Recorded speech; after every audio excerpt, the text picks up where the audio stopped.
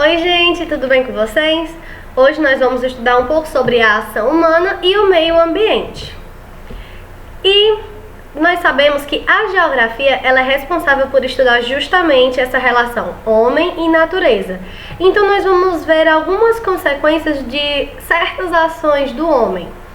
O modelo de desenvolvimento econômico voltado para a exploração intensa dos recursos naturais do planeta, que é o sistema capitalista, né? É o principal sistema econômico mundial. Ele é embasado na exploração desses recursos naturais de forma intensa, para que assim haja o desenvolvimento econômico. E com isso, as consequências são muitos problemas ambientais, como por exemplo, vazamento de petroleiros, trazendo a poluição da população marítima, desmatamento, queimadas, a poluição do ar urbano, certo? A emissão de gases pela poluição dos carros, de muitos tipos de gases, certo? O lixo em aterros sanitários, que deveria ser, na verdade, reciclado, mas esses lixos em aterros, eles tanto poluem o ambiente, a atmosfera, quanto também os aquíferos, ou seja, as reservas de água que estão embaixo no lençol freático, certo? Acumulados embaixo no solo. O aumento da temperatura também. Vocês sabiam que cada vez mais, sempre a gente não parece, né, que a cada ano a temperatura está cada vez o calor maior? É verdade, isso é consequência da ação do homem. Por exemplo, na desertificação, quando o homem desmata, queima, e ali o solo fica infértil e não nasce mais vegetação ali, há uma desertificação. E quem controla a temperatura ambiente são as plantas e a água. E a redução das reservas de água potável. Tudo isso gera um aumento na temperatura ambiente. Nós vivemos em uma crise ambiental. Por quê? Há um aumento cada vez mais da exploração dos recursos naturais. Esses dias mesmo eu estava assistindo uma reportagem de um documentário mostrando que muitos astronautas vão a outros planetas na intenção de tentar ver a possibilidade de habitar outros planetas, porque os recursos naturais da Terra estão acabando, estão cada vez mais escassos. E ao invés de eles tentarem fazer uma certa produção, exploração mais sustentável, né? Porque a sustentabilidade mesmo não existe assim de fato, é uma tentativa, é muito mais lindo no papel do que na realidade. Então, eles veem a possibilidade de habitar em outros planetas, ou seja, algo que não faz sentido. O ideal é que a gente cuide do nosso planeta, né? Porque nem condições de viver em outro planeta, mas enfim, isso aí já é outra hipótese, outras teorias vistas pela NASA. Nós também, gente, passamos por uma degradação em diferentes regiões do planeta.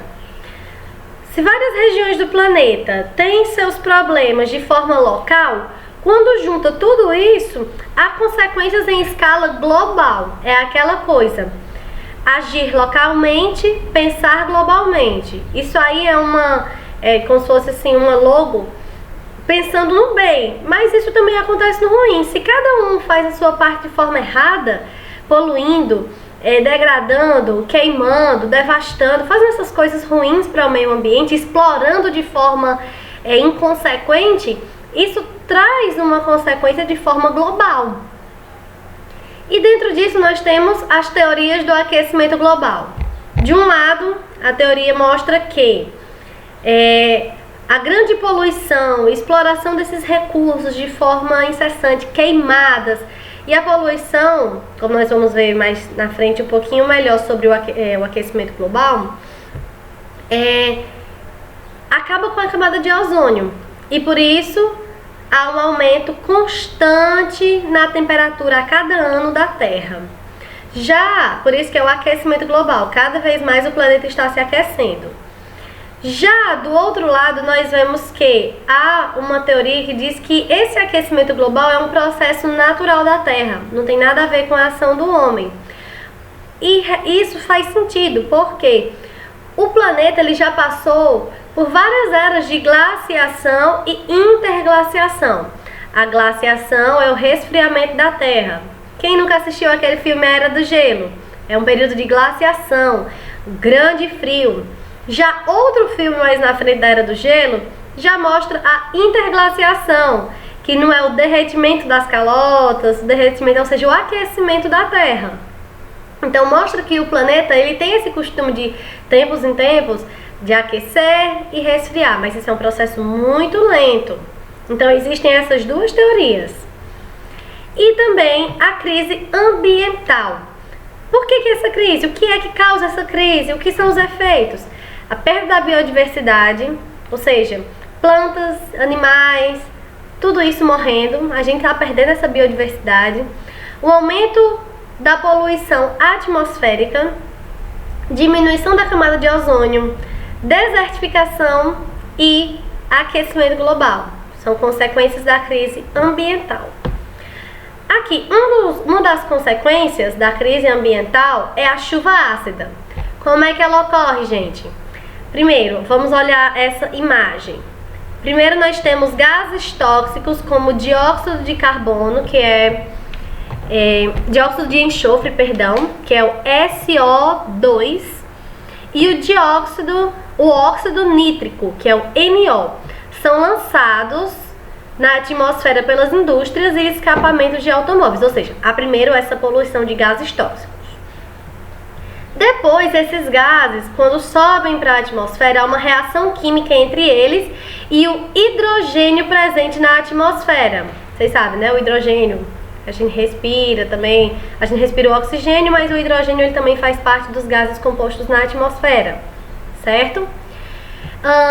Na forma de vapor de água, e os gases tóxicos dão origem à chuva ácida, ou seja, esses gases junto ao hidrogênio contido na água que tem na atmosfera em forma de vapor, formam uma reação química, certo?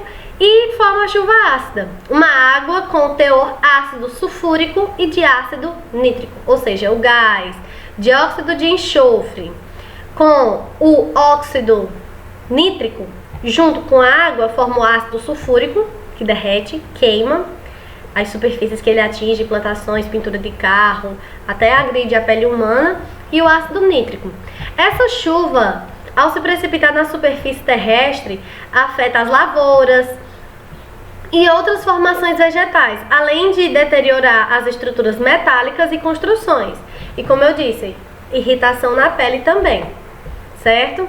Aqui nós temos as áreas de maior ocorrência das chuvas ácidas no mundo, em 2007 a 2014, ou seja, nós temos aqui na região dos Estados Unidos, nós temos aqui um pouco na América Central, nós temos um pouco na América do Sul, na África bem menos, muito mesmo na Europa, certo? Ou seja, você vê que nos Estados Unidos e Europa são grandes áreas de concentração de indústrias e áreas urbanas. Outra consequência do aquecimento global e dessas questões da ação do homem no meio ambiente é a diminuição da camada de ozônio, que foi o que a gente falou em uma das teorias do aquecimento global. A camada de ozônio, gente, ela é localizada entre 15 e 35 quilômetros de altitude da Terra, ou seja, 35 menos 15 é uma camada espessa de 20 quilômetros que cobre a Terra. Essa camada, gente, ela nos protege, esse ozônio, certo? O ozônio, que é o O3, a fórmula química do ozônio, ela protege a Terra dos raios ultravioletas emitidos pelo Sol.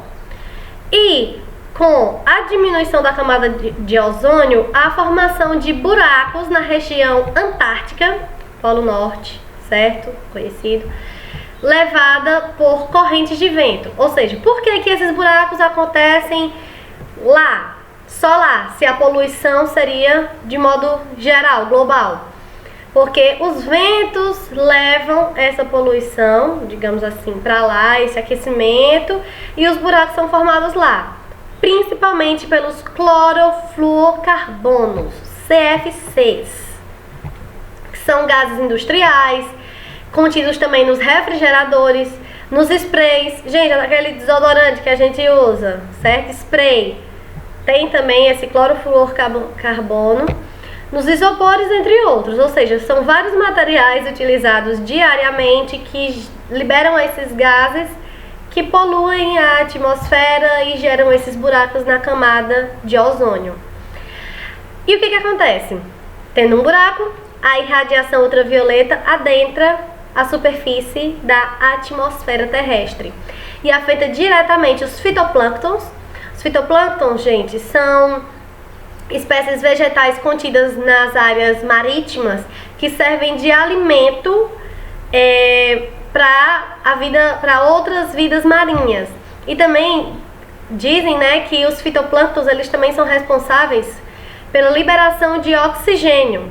Porque vocês sabem, né, nós seres humanos, inspiramos oxigênio e expiramos gás carbônico, enquanto as plantas elas inspiram o gás carbônico e liberam o oxigênio. Então, quando afeta esses fitoplânctons e a vegetação, há uma redução na produção de oxigênio que nós necessitamos para respirar, certo? A irradiação ultravioleta também causa doenças na pele, como câncer, enfraquecimento do sistema imunológico e problemas visuais, certo? Aqui nós temos, ó, como é que o aquecimento global, ele vem, os buracos da camada de ozônio, de 1979, 1989, 2008 e 2018. Olha aí a progressão, como tá. E como é que ocorre exatamente esse processo do aquecimento global, do efeito estufa a gente vai ver já já. Do aquecimento global e a questão da camada de ozônio. Aqui nós temos os raios UA, UVA e os raios UVB, certo? Aqui nós temos essa camada de 20 km, que é uma camada como se fosse um escudo da Terra contra os raios UV, UVA e UVB, que é ultravioleta. Então, primeiro nós temos o quê? Nas camadas elevadas da atmosfera, nós temos a radiação ultravioleta. A radiação ultravioleta quebra a molécula do gás CFC. Ou seja, esse gás ultravioleta que ainda entra aqui, ele quebra esse CFC que está aqui, removendo o átomo de cloro. Ou seja, há uma quebra. Tá vendo aqui, ó? Cadê a setinha? Aqui, ó. Esse raio ultravioleta vem pra cá, quebra essa molécula do cloro. O cloro reage com o O3, que é o ozônio. Cadê? Aqui, ó. O cloro reage com o O3, roubando um átomo de oxigênio. Quando ele rouba um átomo de oxigênio, sobra 2, tá vendo, ó, de oxigênio, e um dos cloros reage com o outro oxigênio. E com essa separação, o ozônio é destruído. Então, quando esses clorofluorcarbonetos reagem com os raios UV a essa quebra do cloro, o cloro acaba reagindo com o ozônio, fazendo uma reação química de quebra e destruindo essa camada que nos protege dos raios ultravioletas. E com isso nós temos também como consequência o efeito estufa. Quando o raio bate e ele é refletido, ou seja, boa parte do calor sai, só que parte desse calor entra, certo? E o vapor de água, os gases, as partículas de poeira em suspensão na atmosfera funcionam como uma estufa natural. Uma estufa, gente, aquece. Eles retêm parte da radiação emitida pelo Sol e parte da radiação refletida pela superfície, ou seja, isso desce, reflete e fica aqui dentro, não sai. Parte sai, mas parte fica dentro, certo? E essa poluição e muito vapor de água, por isso que lugares que tem muita água, aqui ó, natural, é muito quente, é muito abafado, porque isso prende o ar quente, os raios que entram de aquecimento dentro da atmosfera, certo? Eles retêm parte da radiação emitida pelo Sol e parte da radiação refletida pela superfície, aquecendo a atmosfera nas proximidades de superfície terrestre. Isso é o efeito de estufa natural, beleza. Apenas pela questão de alta presença de água. Agora, o efeito estufa artificial é aquele das cidades, dos grandes centros urbanos, que tem muitas fábricas, muita poluição de carros. Essa poluição, gente, que tá aqui em cima, certo? Ela forma também uma camada mais espessa ainda. Tá vendo que aqui, ó, é bem mais largo? Aqui, ó, tá como se fosse 50%. É o efeito estufa natural, que a água, o vapor da água prende esse calor aqui dentro. Mas aqui os gases prendem muito mais. Os gases como dióxido de carbono, metano e os clorofluorocarbonos são lançados em grande quantidade na atmosfera e têm maior capacidade de reter o calor, mais ainda do que a água. Mantendo os níveis de aquecimento na atmosfera e da superfície mais elevada, de acordo com alguns estudos mais elevados. De acordo com alguns estudos, a poluição atmosférica gerada nos últimos séculos vem intensificando a ação do efeito estufa. Ou seja, essa poluição que está em cima na atmosfera, ela prende o aquecimento ali dentro e forma um calor insuportável. Por isso, gente, que nas cidades sempre é mais quente do que nas áreas naturais, nos sítios, nas zonas rurais. O aquecimento global e suas consequências, como nós já vimos, nós temos alterações climáticas, nós temos com o aquecimento global e o efeito estufa, o derretimento das geleiras. Quando derrete as geleiras, aumenta o nível do mar, aqui ó, o aumento do nível do mar. Nós temos mudanças em florestas tropicais. Se a floresta é tropical e há um grande aquecimento, vai diminuir a questão da umidade do ambiente, a vegetação vai secar, vai morrer. E tem como consequência, em algumas áreas, a desertificação. As queimadas, gente, se o ambiente está muito seco, muito quente, há facilidade muito maior de incêndios. Não aqueles provocados pelo homem, mas aqueles acidentais mesmo. E aqui, gente, sobre o aumento do nível do mar, né, a partir do derretimento das geleiras, nós vemos uma progressão de 1900 até 2100, o quanto vai aumentar em centímetros, ou seja, aqui estava em 0. A partir de 1900 já começou um pequeno aumento de 5 centímetros, mais ou menos. Depois, nos anos 2000, já foram 10 centímetros. Em 2050, uma projeção mostra que já vai ter um aumento do nível do mar de 30 centímetros. Ou seja, 30 centímetros aumentando o nível do mar, vai adentrar vai adentrar nas áreas das praias, das cidades de encosta, das áreas que são povoadas de forma litorânea. Em 2100, a projeção é de que já seja 50 centímetros a mais, gente, meio metro de água a mais. Então, gente, nós aprendemos hoje um pouco sobre essas coisas e como além dessas consequências ruins, naturais, da ação pelo homem, nós também temos a questão das fontes de energia, certo? Do mundo. As fontes renováveis não renováveis são 86,3%, ou seja, tudo isso aqui. E apenas 13,7% são renováveis. As renováveis, gente, são a hidráulica, que é com a força da água, e certas outras fontes que nós vamos ver, como a solar, a eólica. Mais 32%, gente, é de petróleo, que é uma energia não renovável. 27,5% é de carvão. 21,8% é do gás natural. E 5% é nuclear, certo? Algumas matrizes energéticas de alguns países no ano de 2015. Aqui nós vemos o petróleo. O petróleo, gente, tá em grande escala. Estados Unidos, Brasil, China, Rússia, Suécia, Alemanha, Reino Unido. O carvão. Quem é que está se superando aqui no carvão? A China. A China é um grande produtor energético a partir do carvão. Do gás natural, vamos ver quem é que se destaca. A Rússia, certo? No petróleo é o Brasil. No carvão é a China. No gás natural é a Rússia. Na nuclear, quem é que se destaca? Suécia. Na hidroelétrica, ou seja, de água, vamos olhar aqui. Brasil. Brasil também se supera na hidroelétrica. Cadê aqui a setinha? Mostrando aqui, ó.